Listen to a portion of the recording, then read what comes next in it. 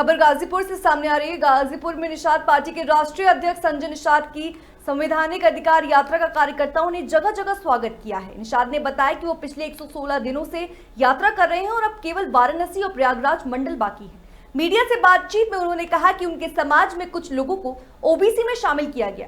बरेली के मौलाना द्वारा छावा फिल्म का नागापुर दंगे का कारण बताते निषाद ने तीखी प्रतिक्रिया दी और आरोप लगाया कि मौलाना मुस्लिम समाज को राजनीतिक दलों के झंडों के पीछे लगाते हैं। उन्होंने मसूद गाजी और औरंगजेब जैसे व्यक्तियों के नाम पर मेलों की आलोचना करते हुए कहा कि इससे युवाओं को गलत दिशा मिलती है।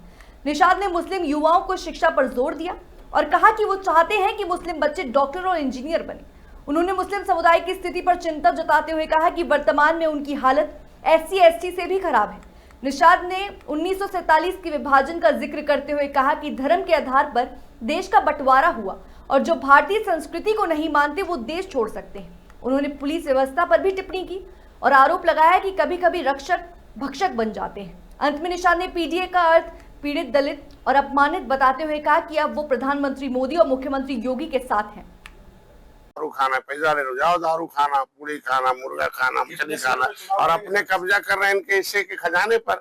तो इनको बताता हूँ चमार भाइयों से सीखो कि उनके दिमाग में पहले क्या था, हम साफ करेंगे पाखाना।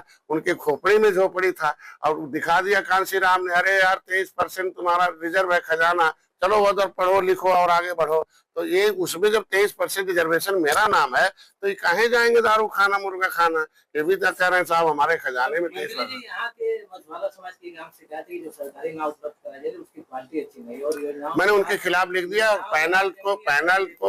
पैनल के खिलाफ मैंने उसको बैन लगा दिया और उनके खिलाफ कार्रवाई के लिए जांच का प्रमुख सचिव का आदेश कर दिया। और अब नए तरीके से मैंने कह दिया कि FRBM की नाव चले जिससे कि मानक के हिसाब से स्टैंडर्ड मेंटेन हो जाए।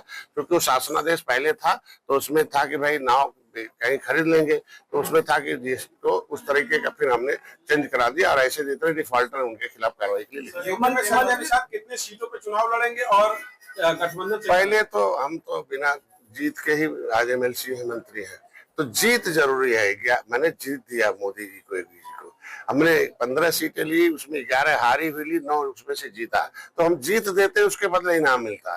तो अभी हमें 200 सीटों पर BJP को जीत दूंगा पूरे प्रदेश में, तो सीट तो निश्चित रूप से देगी। जो हारी हुई हमें दे दें, जो निषाद बाउल है हम उसको जीत बदलते हैं, फिर से सरकार बनेगी। बदले में इनको कुछ नहीं चाहिए, वही जो इनका संविधान में मिला हुआ हक है वो दे देंगे और मोदी देंगे और कोई देने वाला नहीं, सब लूटने वाले। इनके खिलाफ मुकदमा लिखा रखा। PDA के बल पर आपकी मुख्य विपक्षी दल चुनाव लड़ने जा रही है 2027 और दावा कर रही है कि सरकार बनाएगी।